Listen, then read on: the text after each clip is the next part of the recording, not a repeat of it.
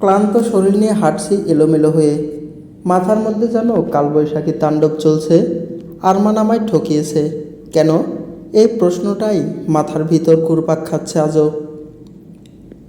এতগুলো দিন হয়ে গেল, তাও যেন মানতে পারছি না এসব।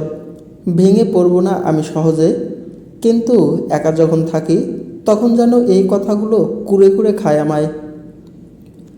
পেছন থেকে যে বার কয়েক গাড়ির হর্নের আওয়াজ ভেসে এলো, তা আমার কানেই গেল না যেন। টের পেলাম তখন, যখন গাড়িটা একদম আমার পায়ের কাছে এসে থামলো। চমকে উঠে পিছনে ঘুরলাম আমি। গাড়ির দরজাটা খুলে গেল শব্দ করে। বেরিয়ে এলো একটা ছেলে। ছেলেটার মুখ দেখে মনে হলো আমার এই উদাসীনতায় সে বিরক্তই হয়েছে। ছেলে আমার দিকে এগিয়ে আসছে। পিছন থেকে আরও একটা ছেলেও তার সাথে এগিয়ে এলো। তিনি আমার সামনে এসে দাঁড়িয়ে গম্ভীর গলায় বললেন, কানে কম শোনেন? এতবার হর্ন দিলাম, কানে যায়নি? রাস্তার মাঝখান দিয়ে হাঁটছেন কেন? আমি কিছু বলতে গিয়েও বললাম না, কেন জানি কথা বাড়াতে ইচ্ছে হলো না। পিছনের ছেলেটা বলে উঠল, আহ মাধুর্য, ওনাকে ওভাবে কেন বলছিস? শুনতে পাইনি হয়তো তুই, সর, আমি কথা বলছি। আবরার মাধুর্যের পাশে এসে দাঁড়ালো। জ্যোতিকে উদ্দেশ্য করে বলল, এভাবে অন্যমনস্ক হয়ে হাঁটলে তো যখন তখন অ্যাক্সিডেন্ট হতে পারে মিস, একটু সাবধানে চলাফেরা করবেন। আবরারের কথা শেষ হতেই জ্যোতি আনমনে বলে উঠল, অ্যাক্সিডেন্ট হলে হোক, এই যন্ত্রণা সহ্য করার চেয়ে মরা ভালো। জ্যোতির কথাগুলো তাদের কানে যেতেই কিছুটা চমকে উঠল দুজনে। মাধুর্য ব্রকুসকে একবার ভালোভাবে পরখ করে নিল জ্যোতিকে। আবরার নরম গলায় বলল, এটা আবার কেমন কথা? জীবন উপরওয়ালার দেওয়া কত বড় আশীর্বাদ বলুন তো। আপনি এই সুন্দর জীবনটা রেখে মরতে চাইছেন? তাচ্ছিল্য হেসে উঠল জ্যোতি। সুন্দর, ঠিক বলেছেন। আসলে এই জীবনটা অনেক বেশি সুন্দর, এতটাই সুন্দর যে এই সৌন্দর্য সহ্য করার ক্ষমতা আমায় দেননি উপরওয়ালা। জ্যোতি আর কথা বাড়ালো না, উল্টো পথে হাঁটা শুরু করলো সে। আগের মতোই এলোমেলো পায়ে, অন্য মনস্ক হয়ে। আবরার তার যাওয়ার পানে চেয়ে বলল, মেয়েটা ভীষণ অদ্ভুত তাই না? কেমন অদ্ভুত তার বাসনভঙ্গি। আবরার গিয়ে বসে পড়ল গাড়িতে। মাধুর্য শুধু বিড়বিড় করে বলে উঠল, ইন্টারেস্টিং। আজানিকে বাড়িতে নিয়ে এসেছে। আমি গত দুদিন আর হসপিটালে যাইনি। আমার শাশুড়ি মা নিজে আমাকে যেতে দেননি। সেদিন অ্যানির আমার প্রতি এমন মিথ্যাচারের পর তিনি তার উপর বেশ ক্ষেপে আছেন। আমাকেও বারণ করেছেন তার আশেপাশে যেতে। নীলোফার, ইয়াসমিন ও মেয়ের কর্মকাণ্ডে তিতি বিরক্ত। কেনই বা বিরক্ত হবেন না? বিষয়টা তো নেহাতই সাধারণ নয়। হুট করে নির্দোষ একজনের ঘাড়ে খুনের মতো দায়ভার চাপিয়ে দিল অ্যানি সেদিন। মেয়েটা যে তার ভীষণ বেয়াদব হয়েছে সেটাও তিনিও জানেন। বড় ছোট তোয়াজ করে না, মান সম্মান করে না। তবে মেয়ের বাবার ভয়ে তিনি মেয়েকে শাসনও করতে পারেন না ঠিকমতো। মেয়ে আবার তার বাবার বড় আদরের। সেই আদরে আদরেই বাদর হচ্ছে দিন দিন। অ্যানিকে ড্রয়িং রুমে এনে বসিয়ে দেওয়া হয়েছে। আমি তখন রান্নাঘর ছেড়ে বের হলাম সবে। কাল থেকে গাটা গুলাচ্ছিল। মাকে বলাতে তিনি আচার আনিয়ে রেখেছিলেন কাল। রান্নাঘরে ঢুকে কয়েক চামচ আচার মুখে দিতেই বেশ ভালো লাগলো। একটু পর বের হলাম রান্নাঘর থেকে ঘরে যাওয়ার জন্য। অ্যানি তখন ড্রয়িং রুমেই বসেছিল। তার মাথার ব্যান্ডেজ এখনও খোলা হয়নি। অ্যানি আমাকে দেখেই ডাকলো তার কাছে। আমিও ধীর পায়ে গিয়ে দাঁড়ালাম তার সামনে। অ্যানি বলল, সরি ভাবি, তোমায় সেদিন না বুঝেই অনেক বাজে কথা বলে ফেলেছি। তুমি আমার জন্য এত কিছু করেছো আর তুমি আমায় ক্ষমা করে দিও প্লিজ। বেশ ভালো করে লক্ষ্য করলাম অ্যানির দিকে। চোখে মুখে কেমন অদ্ভুত চাহনি তার। মনে মনে কি কোনো প্ল্যান করেছে সে? অস্বাভাবিক নয়। সেদিনের পরিকল্পনা ব্যর্থ হয়েছে, আবার তো চেষ্টা করবেই। আমি একটু হেসে তাকে বললাম, ঠিক আছে, আমি তোমায় ক্ষমা করে দিয়েছি। তবে এমনটা আর করো না। না জেনে কারো ঘাড়ে এত বড় অপবাদের দায় চাপিয়ে দেওয়া তো ঠিক নয় বলো। অ্যানি যদিও হাসি মুখে মাথা নেড়ে সায় দিল, কিন্তু তার চোখে ছিল রাগের প্রতিচ্ছবি। আমি সেটা উপেক্ষা করে পা বাড়ালাম ঘরের দিকে। ঘরে ঢুকে বসলাম বিছানার উপর। না, চুপচাপ বসে থেকে অ্যানির কিছু করার অপেক্ষা করলে হবে না, তার আগে আমাকেই কিছু করতে হবে। মনে মনে ঠিক করে নিলাম সব, এখন শুধু রাত হওয়ার অপেক্ষা। রাত বাজে 12:30। সবাই খেয়ে দিয়ে যে যার রুমে চলে গেছে, আমি অবশ্য না খেয়ে বসে আছি। আরমান এখনও ফেরেনি, তাই বাড়ির ভালো বউ আমি। স্বামীর জন্য অপেক্ষা না করলে হয়। আরমান ফিরল আধা ঘন্টা পর। ফ্রেশ হয়ে ডিনার টেবিলে আসতে আসতে 10 মিনিট লাগলো তার। আমিও চুপচাপ বসে অপেক্ষা করতে লাগলাম। আরমান এসে টেবিলে বসলো। আমি ভাত বেড়ে দিলাম তার প্লেটে। চিংড়ি মাছের মালাইকারিটা তুলে দিলাম তাতে। আরমানের আবার চিংড়ি মাছের মালাইকারিটা বেশ পছন্দ। রান্নাটাও আমি নিজে করেছি। আরমান বেশ তৃপ্তি করে খেলো, আমিও খেলাম অল্প। খাওয়া দাওয়া শেষে আমি আরমানকে বললাম, চলো না ছাদে যাই। এখন তো শুলেও ঘুম আসবে না, ছাদে তাজা হাওয়ায় বেশ শান্তি লাগে। এত রাতে একা একা তো আর যেতে পারি না, চলো না প্লিজ। আরমান একটু ইতস্ত করে বলল, এত রাতে? কাল অফিস আছে তো, দেরিতে ঘুমোলে উঠতেও দেরি হয়ে যাবে। আমি অভিমানে কণ্ঠে বললাম, সারাদিনই তো অফিসে থাকো। আমি কিছু বলি? এখন এই সময়টাও যদি তুমি ঘুমিয়ে কাটিয়ে দাও, তবে আমাকে কে সময় দেবে? আমার কি ইচ্ছে করে না তোমার সাথে বসে দুদণ্ড গল্প করতে, একটু কথা বলতে? 24 ঘন্টার কতটুকু সময় তুমি আমায় দাও বলো তো? আমার কথায় আরমান একটু চুপ থেকে কি যেন ভাবলো, তারপর মুচকি হেসে বলল, আচ্ছা ঠিক আছে চলো। কি করব বলো, কাজের এত চাপ? আরমান আমার হাত ধরে নিয়ে চলল ছাদের দিকে। আমিও হেঁটে চললাম চুপচাপ।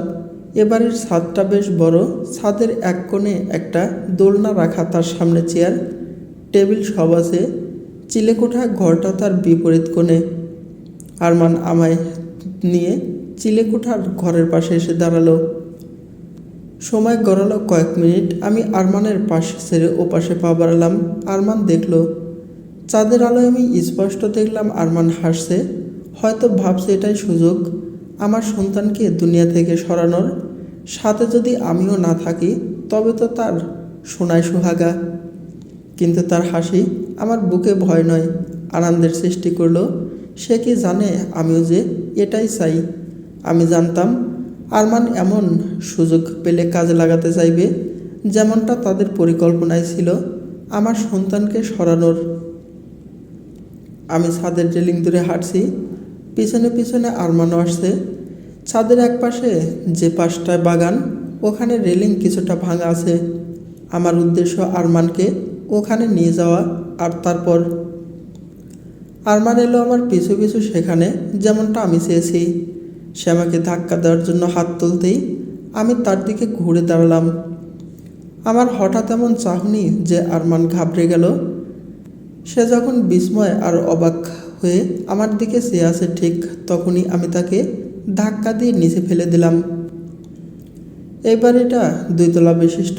বাড়ির পিছন দিকটায় পাঁচিলের ধার দিয়ে ফুলের গাছ লাগানো। সামনের জায়গাটা ফাঁকা। চাঁদের আলোয় দেখলাম আরমানের মৃত দেহটা সেখানে পড়ে আছে। রক্তগুলোকে আলোতে কেমন কালো দেখালো। মৃতদেহ, ও কি সত্যিই মরে গেছে? না, এত সহজে তো তোমার মৃত্যু নেই আরমান। এখনই মরলে তো তোমার শাস্তি বড্ড কম হয়ে যাবে। Amjad Chowdhury memorial hospital. আরমানকে এখানে ভর্তি করা হয়েছে। তার চিকিৎসা করেছে হসপিটালে ওনার ডক্টর তাসফির হৃদয় মাধুর্য স্বয়ং নিজে। আরমানের অবস্থা বেশ ক্রিটিক্যাল। মাথায় চোটটা গভীর অনেক। ডাক্তাররা সন্দেহ করেছেন তার হয়তো স্মৃতিশক্তি চলে যেতে পারে। বাড়ির সবাই ভীষণ চিন্তিত। ডেজি বেগম কাঁদতে কাঁদতে চোখ ফুলিয়ে ফেলেছেন। যদি কোনো কথাবার্তা বলছে না। কাল রাত থেকে সে চুপচাপ হয়ে আছে, কান্নাকাটিও করেনি। অল্প শোকে কাতর আর অধিক শোকে পাথর। বাড়ির সবাই ভাবছে জ্যোতির হয়তো এই অবস্থা। সে হয়তো খুব বেশি শক পেয়েছে, তাই এমন হচ্ছে। রুচিরা জ্যোতির কাছেই আছে। সে তার সাথে একা কথা বলতে চায়। বেশ অনেকক্ষণ ধরে সুযোগও খুঁজছিল, অবশেষে পেল তখন, যখন বাকিরা ডাক্তারের সাথে কথা বলার জন্য চলে গেল। রুচিরা জ্যোতিকে সেখানেই থাকতে বলল। তারা যেতেই সে জ্যোতির হাত চেপে ধরে ফিসফিস করে বলল, এসব কিভাবে হলো? তুমি কিছু করেছো? জ্যোতি রুচিরার দিকে চেয়ে মুচকি হাসি দিয়ে বলল, যদি হ্যাঁ বলি। রুচিরা কয়েক মুহূর্ত তার দিকে চেয়ে থেকে বলল, তোমার বিপক্ষে যাব না, তবে আমায় তো জানাতে পারতে। জানাতে চেয়েছিলাম, তারপর ভাবলাম হাজার হোক তোমার ভাই তো, যদি সবাইকে জানিয়ে দাও। রুচিরা একটু গম্ভীর কণ্ঠে বলল, তোমার ভয়টা অহেতুক নয়, তবে ও বেঁচে থাকলেই ওটা ওর জন্য বেশি শাস্তির হবে। ঠিক বলেছ, আমিও চাই ও বেঁচে থাকুক। আমি ওকে প্রাণে মারার জন্য ধাক্কা দেইনি। নিচে ঘাস ছিল, নিয়মিত পানি দেওয়া হয় বাগানে, মাটি বেশ নরম, মরবে না ভেবেই ধাক্কাটা দিয়েছিলাম। সব বুঝলাম, কিন্তু এখন ও যদি জ্ঞান ফিরে সবাইকে বলে দেয় তুমি ধাক্কাটা দিয়েছিলে, বলতে পারবে বলে তোমার মনে হয়? দেখা যাক, তখন অন্য কিছু ভাবা যাবে। বড্ড কাঁচা কাজ করে ফেলেছ, এসব ভেবে কাজ করবে না। যত একটু চুপ থেকে বলল, সহ্যের সীমা পার করে ফেলেছে ওরা, কিছু তো একটা করতেই হতো। এত বড় অন্যায় করে কোনো শাস্তি পাবে না ওরা, ওটা কি করে হতে দেই বলো? সেদিন রুচিরা আর কাল আরমান দুজনেই আমাকে মারতে চেয়েছে। আমি যদি কিছু না করতাম ওরা আমায় মেরেই ফেলতো। রুচিরা জ্যোতির দুহাত শক্ত করে চেপে ধরল, ভরসার ভঙ্গিতে বলল, আমি জানি তোমার উপর দিয়ে কি কি যাচ্ছে।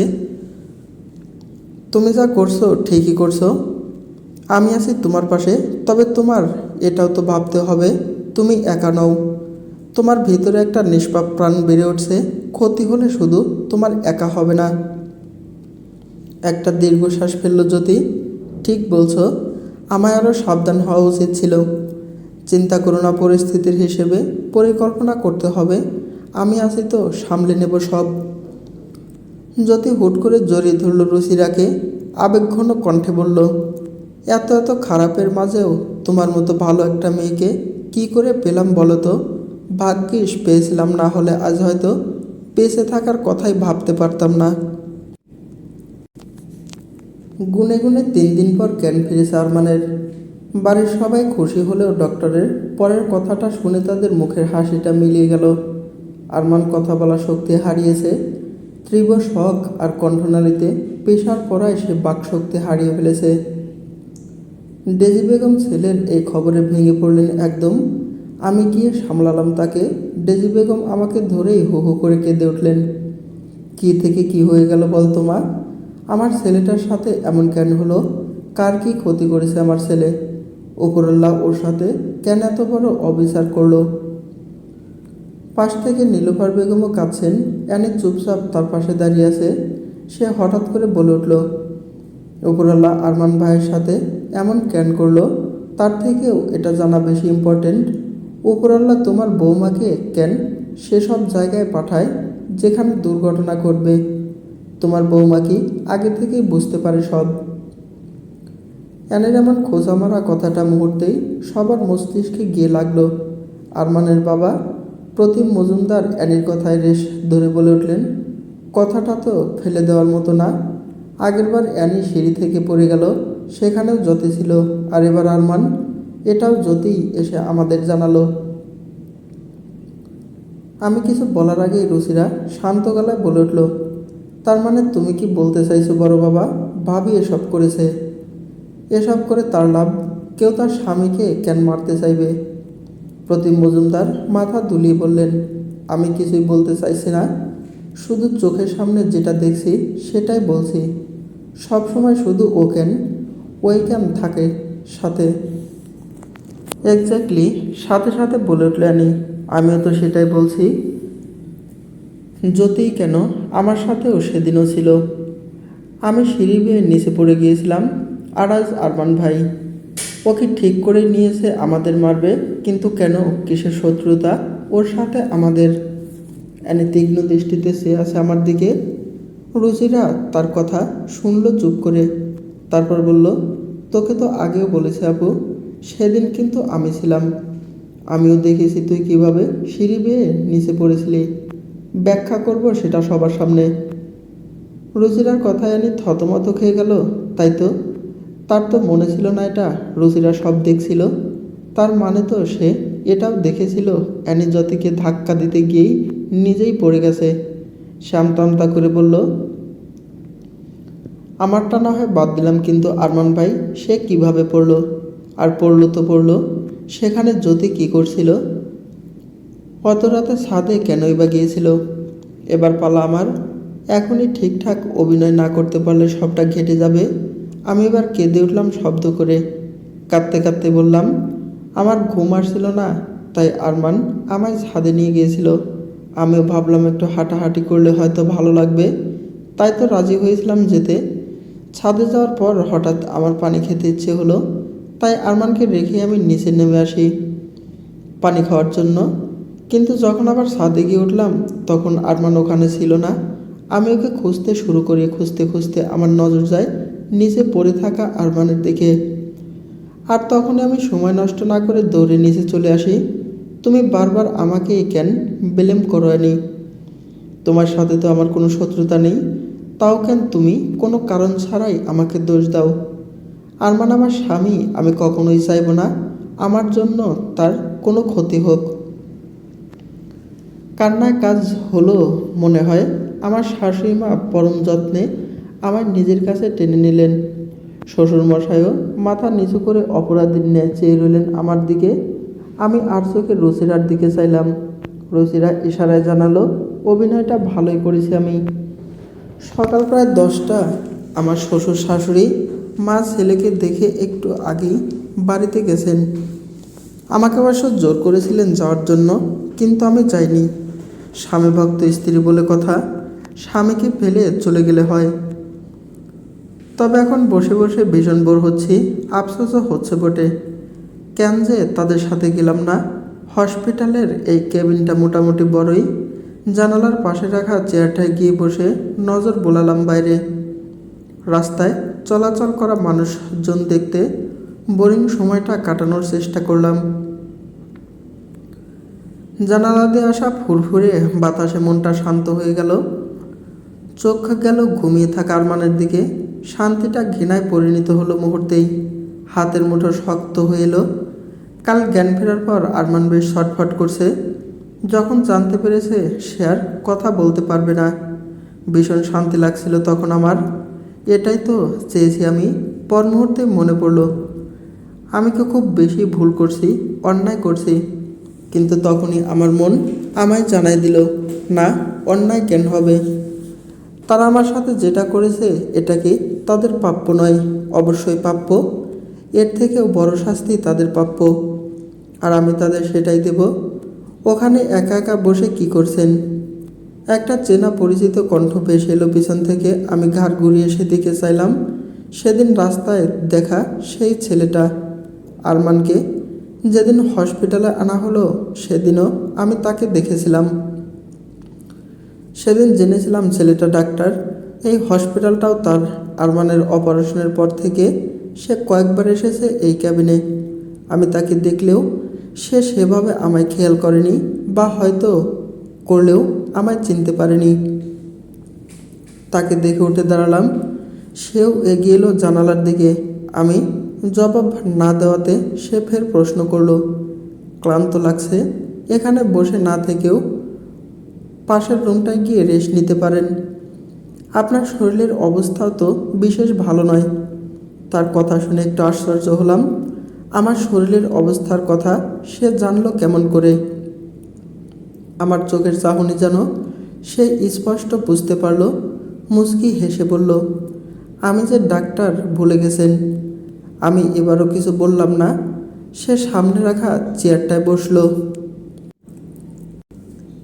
আমাকে ইশারা করলো তার সামনে বসতে। শুনলাম তার কথা, বসে পড়লাম চেয়ারটায়। আপনাকে যদি একটা প্রশ্ন করি আপনি কি উত্তর দিবেন?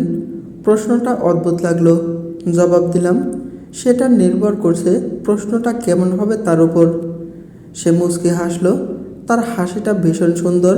কয়েক মুহূর্তের জন্য মুগ্ধ হয়ে চেয়ে রইলাম তার মুখপানে। প্রশ্ন শোনার পর মনে হতে পারে উত্তর দিতে আপনি বাধ্য। প্রথম দিন আপনাকে রোগীর সাথে দেখেই চিনেছিলাম। আরে, এটা তো রাস্তায় দেখা সেই মেয়েটা। তারপর জানলাম এটা আপনারই হাজবেন্ড।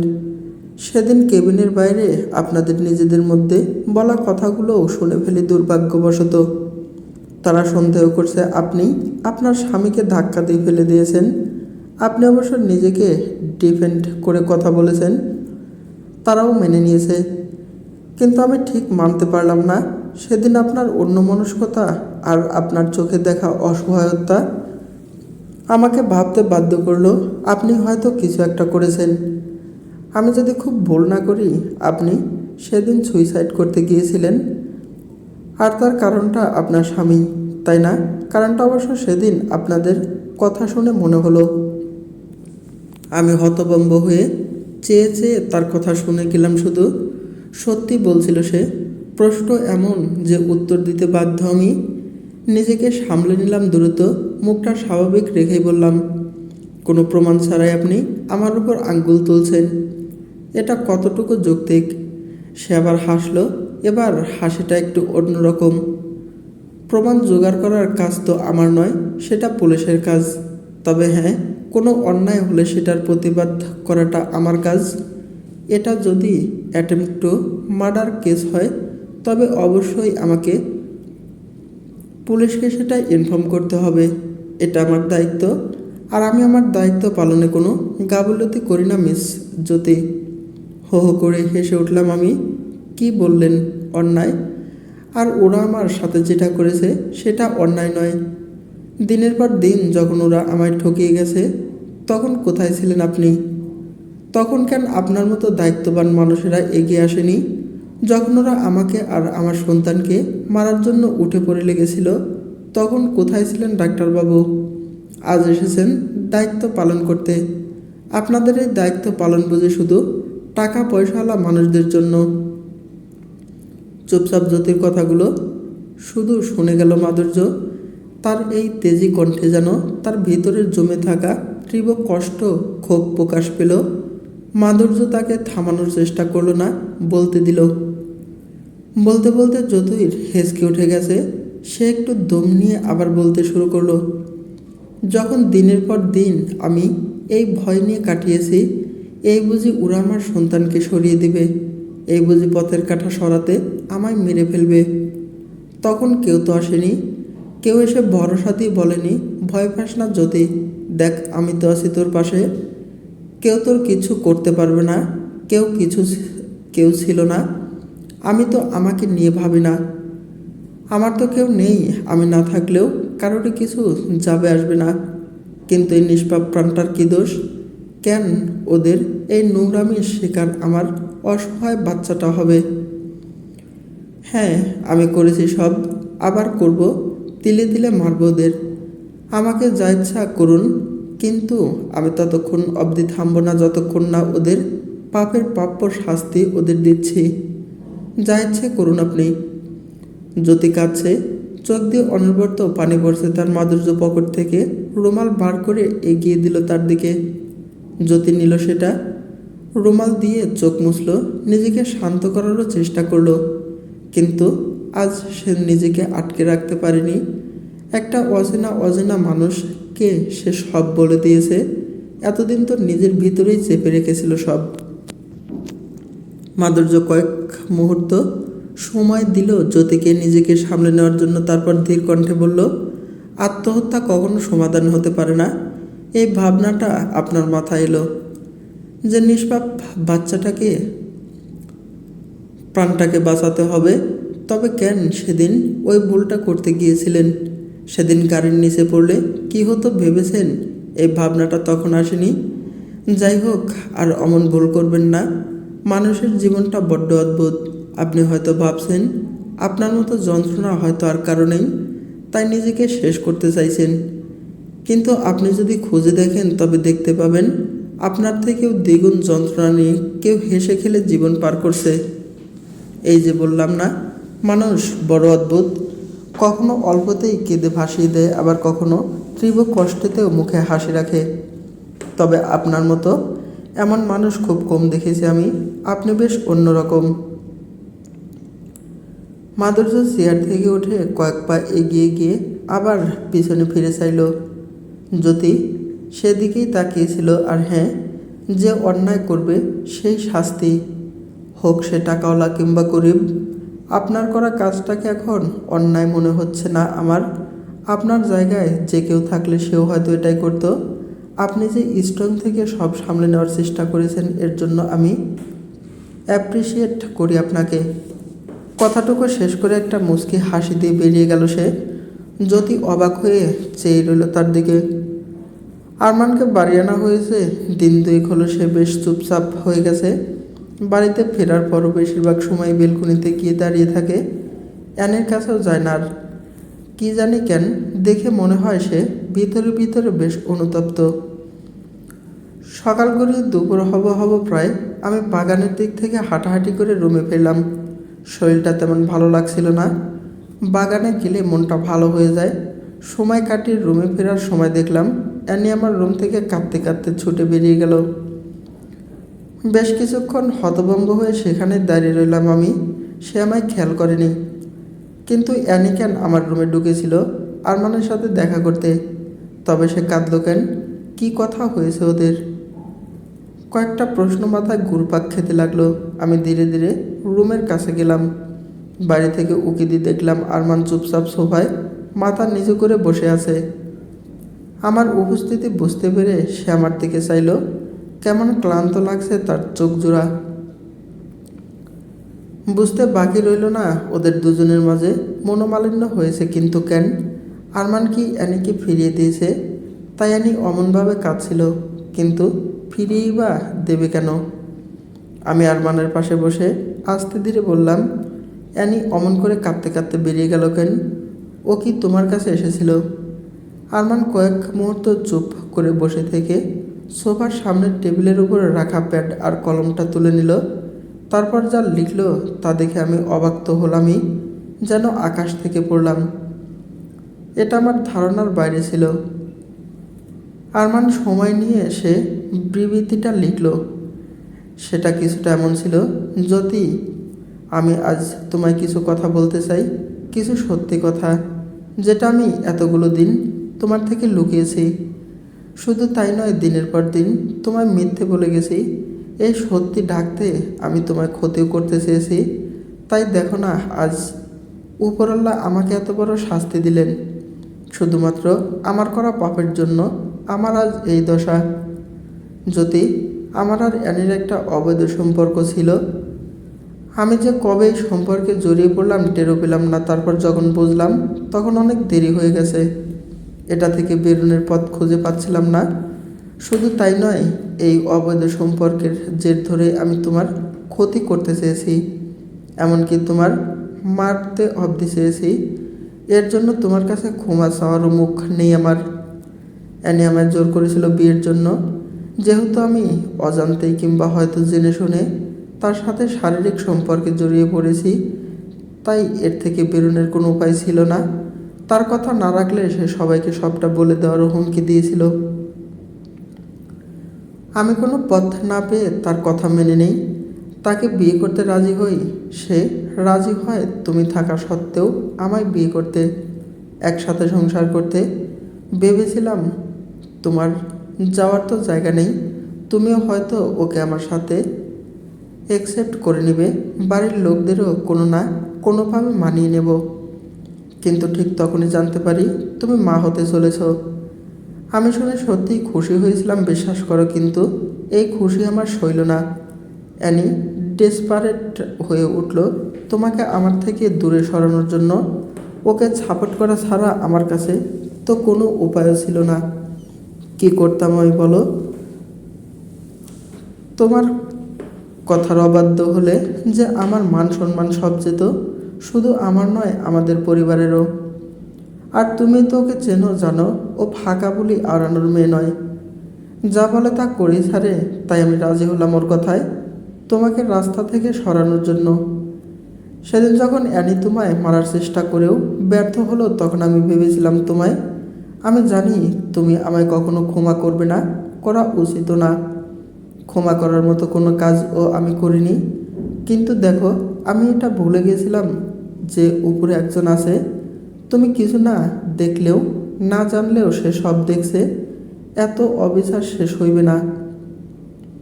তোমার প্রতি করা অন্যায়ের শাস্তি আমি পেয়েছি, এখনও হয়তো পাবো।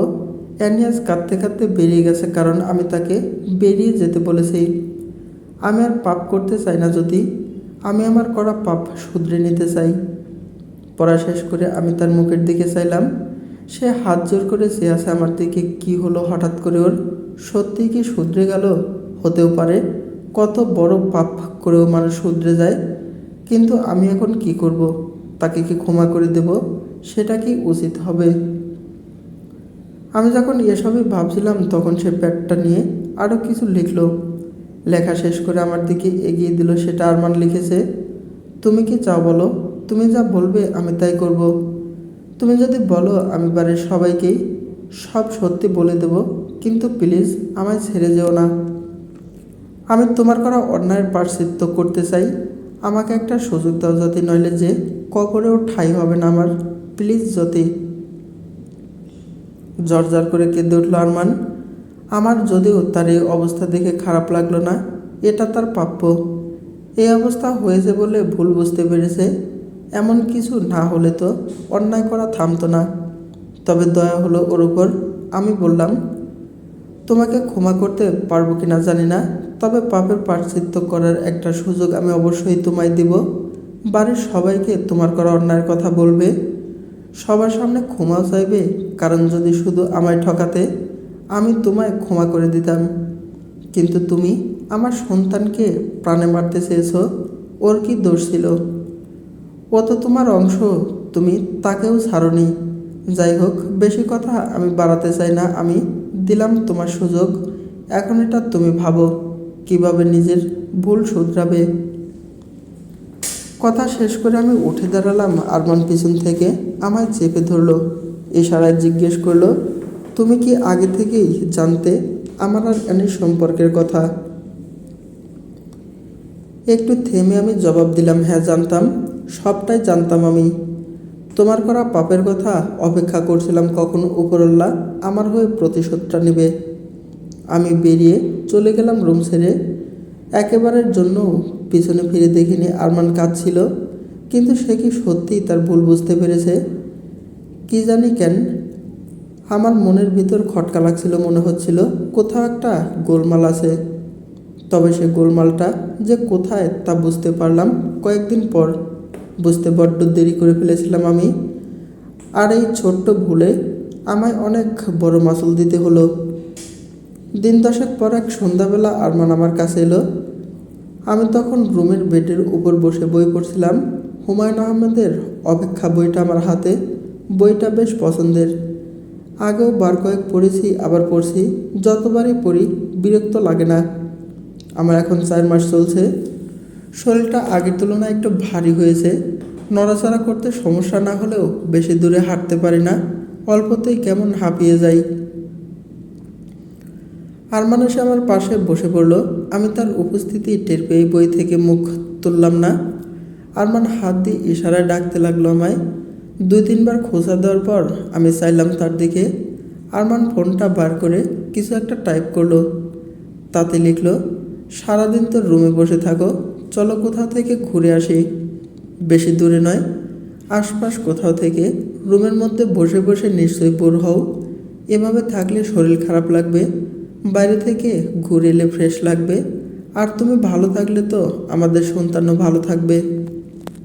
আমি লেখাটা পড়ে ব্রুকুসকে আরমানের দিকে চাইতেই সে একটা মুচকি হাসি দিল।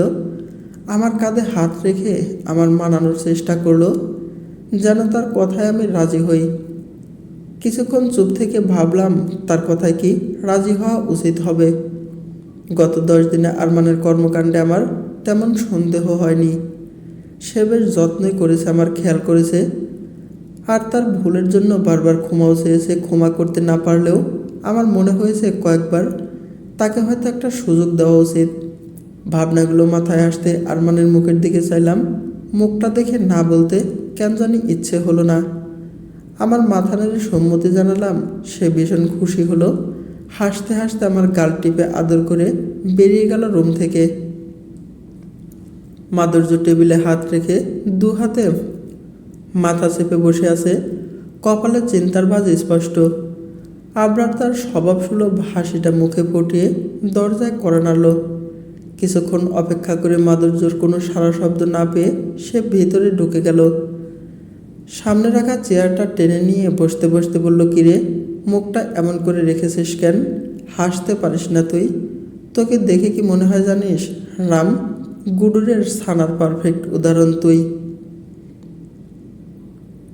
মাধুর্য কোনো জবাব দিল না, মুখও তুলল না। আবরার তার মতো বকেই যাচ্ছে 2 লাইন, ছড়া আওড়ালো সে। রামগুডুরের ছানা, হাসতে তাদের মানা। হাসির কথা শুনলে বলে হাসবো না, না না না। তুই হচ্ছিস সেই রামগুডুমের ছানা। হাসিটা মনে হয় তোর ডিকশনারিতে নেই। আচ্ছা, তুই সবসময় এমন গম্ভীর থাকিস কি করে বলতো? নাকি শুধু আমার আর আন্টির সামনেই এই গাম্ভীর্যতা? হাসিটা কি কোনো স্পেশাল মানুষের জন্য তুলে রেখেছিস? আমাদের কি দেখার অধিকার নেই? আমরা কি তোর কেউ না? কাদার ডং করতে করতে চোখ মুছল আবরার। মাধুর্য মুখ তুলতেই উঠে দাঁড়ালো। চেয়ারে ঝোলানো অ্যাপ্রনটা হাতে নিয়ে অপেক্ষা না করে দরজার দিকে যেতে যেতে বলল, তোর এই ইডিয়ট মার্কা জোকস পড়ে শুনবো। এখন আমি যাচ্ছি, তুই যদি যেতে চাস আমার সাথে তবে চল। একটাই শর্ত, গাড়িতে বসে আমার মাথা খেতে পারবি না। আবরার একগাল হেসে উঠে দাঁড়ালো। মাধুর্যর পায়ে পা মিলিয়ে হাঁটতে হাঁটতে বলল, আরে নানা, চিন্তা করিস না, গাড়িতে বসে তো আমি হাওয়া খাবো। তোর মাথাটা তোর বইয়ের জন্য তুলে রাখ, সেই খাবে না হয়। মাধুর্য তার দিকে চোখ বড় বড় করে চাইতেই আবরার ঠোঁটে আঙ্গুল গুজল। গরুদের ডং ডং শব্দে গাড় ঘুরিয়ে সেদিকে চাইল জ্যোতি। ঘন্টার কাঁটা 9 এর ঘরে বসেছে, মিনিটের কাঁটাটা 12টার ঘরে। পুরো 60 সেকেন্ড সে এভাবে থাকবে। সেকেন্ডের কাঁটাটা দৌড়ে যতক্ষণ না সেখানে পৌঁছাবে। গড়ি থেকে মুখ ঘুরিয়ে একটা দীর্ঘশ্বাস ফেলল জ্যোতি। বেডের উপর রাখা লাগেজটা, তাতে তার আর আরমানের কিছু জামা কাপড়। একটু পরে রওনা দিবে তারা। জ্যোতি একবার লাগেজটা ভালোভাবে দেখে নিল, কোনো প্রয়োজনীয় জিনিস বাদ পড়ল না তো। জ্যোতি তখন আয়নার সামনে দাঁড়িয়ে রেডি হচ্ছিল, পিছন থেকে আরমান এসে জড়িয়ে ধরল তাকে। আচমকা কাণ্ডে চমকে উঠল জ্যোতি। আরমান জ্যোতির ঘাড়ে মুখ গুজল। জ্যোতির বেশ অস্বস্তি বোধ হতে লাগলো। আরমানের স্পর্শ তার পছন্দ হলো, তবে জ্যোতির তাকে দূরে সরিয়েও দিল না। আরমান জ্যোতিকে নিজের দিকে ঘুরিয়ে কোমর জড়িয়ে ধরল, ইশারায় বলল, সব রেডি? জ্যোতি মাথা নেড়ে জবাব দিল, হ্যাঁ। আরমান আবার বলল, এবার যাওয়া যাক। জ্যোতি মুচকি হাসলো। আরমান জ্যোতিকে ছেড়ে বেডের উপর থেকে লাগেজটা নিয়ে বেরিয়ে গেল। জ্যোতিও একবার আয়নায় নিজেকে দেখে নিয়ে বেরিয়ে পড়ল রুম থেকে। আবরার বেশ কিছুক্ষণ থেকে উসখুস করছে কিছু বলার জন্য, কিন্তু মাধুর্যের ভয়ে চুপ আছে, কিন্তু পারছে না। চুপ করে থাকা তার স্বভাবে নেই। যে ছেলে ঘুমটুকু বাদ দিয়ে বাকি পুরো সময়টা বকবক করে কাটায়, সে গত 1 ঘন্টা যাবৎ কোনো কথা বলেনি। তার উপর মাধুর্য তাকে কোথায় নিয়ে যাচ্ছে সেটাও বলেনি। এত সাসপেন্স নেওয়া যায়? এমনি আবরারের পেট পাতলা ছেলে, কোনো কথা পেটের মধ্যে রাখতে তো পারেই না। আবার কোনো কথা জানতে না পারলে তার পেটের মধ্যে গুড়গুড় করে। তবে এবার আর চুপ থাকতে পারল না আবরার। মাধুর্যের মুখের দিকে একবার আর চোখে চেয়ে ধীরে ধীরে শান্ত স্বরে বলল, আমরা কোথায় যাচ্ছি সেটা অন্তত বল। মাধুর্য গম্ভীর চাহনি নিয়ে তার দিকে তাকাতেই আবরার তড়িঘড়ি করে বলে উঠল, আমি কিন্তু এতক্ষণ কোনো কথা বলিনি। 1 ঘন্টা ধরে চুপ করে আছি, কিন্তু আর কিছু না বলিস। এটা অন্তত বল, কোথায় যাচ্ছি আমরা? জানতে না পারলে তো আমার পেট ব্যথা করবে। মাধুর্য আবার স্টিয়ারিংয়ে মনোযোগ দিল। ফোঁস করে একটা নিঃশ্বাস ফেলে বলল, ধরে নিয়ে একটা মিশনে যাচ্ছি। হ্যাঁ? আবরার মাধুর্যের কথা শুনে একটু চমকালো। কি বলছিস এসব? আমরা কি এজেন্ট যে গোপনে মিশনে যাচ্ছি? তুই হেয়ালি করিস না তো, সোজাসুজি বল, কোথায় নিয়ে যাচ্ছিস? কারো প্রাণ বাঁচাতে যাচ্ছি। মাধুর্যের এমন কথায় আবরারের বিস্ময়ের সীমা রইল না। সে মাধুর্যের দিকে ঘুরে বসল ততক্ষণাৎ। উৎকণ্ঠা নিয়ে প্রশ্ন করলো, ঝটপট খুলে বল সব। এজন্যই তোকে বলতে চাচ্ছিলাম না। এখন বসে বসে প্রশ্নের পর প্রশ্ন করে আমার মাথা খাবি। না না, আমি কোনো প্রশ্ন করব না, তুই শুধু সব বল আমায়। কথা দিচ্ছি তোর কথার মাঝে একটাও কথা বলবো না। এই আমি মুখে আঙ্গুল দিলাম। আবরার তো চুপ করলো, তবে এরপর মাধুর্য যা বলল তা শুনে তার বুক বিস্ময়ে হা হয়ে গেল। চলবে গল্প শেষ বসন্ত, গল্পের দ্বিতীয় অংশ, লেখা জান্নাত।